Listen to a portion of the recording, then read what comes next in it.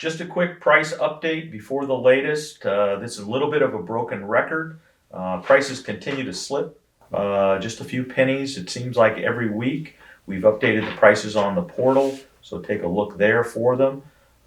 What bright spots I can find are our Indian friends continue to buy. We do have the election this coming Tuesday. I'm not so sure what that's going to do, but I think it'll bring a little stability. Maybe over time, but don't expect much to come out of that. All right, now to the latest.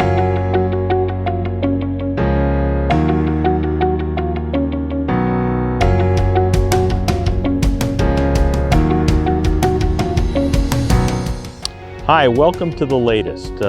Today I wanted to try to talk about what I call pancaking. This is a 4-year-old block that had a beautiful 2,500 pound yield. So it was victim to its own success. So this pancaking effect, you've seen some that the tree just opens up totally. In this case, the grower, who wanted to remain anonymous, had tried to do everything he could possible. He's got two ties. He's got one up high, and one up high, and he's got one down low. But that wood was so soft and willowy that all of a sudden the crop brought it back down. Now, there's not much you can do once it reaches this stage. So Conrad is going to come in and try to tip a little bit, but not much, and try to force some of the growth back up. But unfortunately, once this happens, you're pretty much left with what you've got. I'm going to take you to another ranch and going to show you some techniques that we try to use to try to minimize this. I'm not saying that it'll eliminate it entirely. You're kind of a victim to, if it's a great growth, great yield, but let's go take a look and see some of the things we hope you can do to maybe minimize it.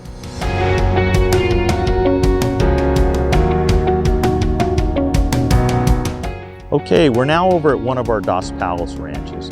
So I guess I want to caution first that the things we're going to talk about do not guarantee any sort of, it's not going to pancake, but we think they can help prevent it, maybe stop it.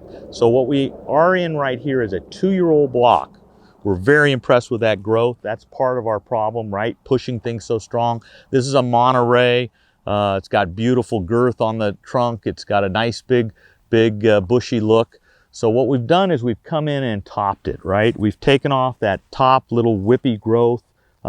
We've topped the Monterey at a different height than we do the nonpareil. So you're trying to gauge how much of this stuff do I want to remove, what's whippy, what's not, a little bit of an art form. That would be the second leaf going into the third. We then come in a year from now on the third going into the fourth and do it again. Again, trying to gauge how much of this growth. Lewis, our farm manager, says 2018 was a particularly vigorous growth year, so you almost knew for sure you're going to have some issues. So that sort of look of how and what am I dealing with is important. The next step is going to be tying. So you're going to have 2 ties, one down low and one up high. The one up high is important to get it high enough, right? So very often you're not going to be able to do it by just standing. So that's going to require a little extra money, sticks of some type to move the tie higher and higher up into the tree itself. So the topping twice to try to help girth it up, the ties for sure.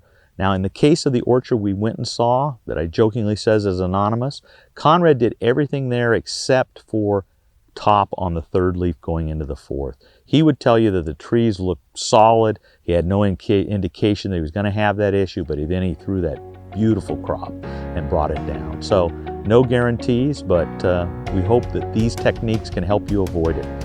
This is Dave Bazar. Have a good day.